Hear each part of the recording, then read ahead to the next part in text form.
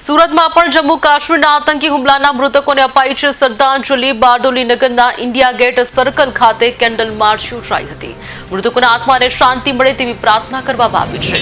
શ્રદ્ધાંજલિ કાર્યક્રમમાં બારડોલીના ધારાસભ્ય ઈશ્વર પરમાર હાજર રહ્યા હતા। મોટી સંખ્યામાં નગરજનોએ શ્રદ્ધાંજલિ આપી છે।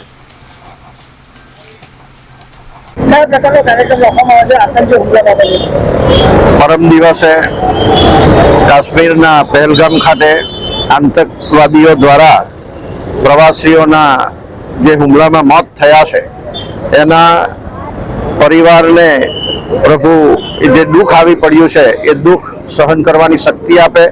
અમને જેઓના નિધન થયા છે એમના આત્માને પરમ કૃપાળુ પરમાત્મા ચિર શાંતિ અર્પે એ માટે આજે બારડોલી ખાતે કેન્ડલ માર્ચ કરીને આજે એમને શ્રદ્ધાંજલિ પાઠવી છે। જય હિન્દ, જય ભારત।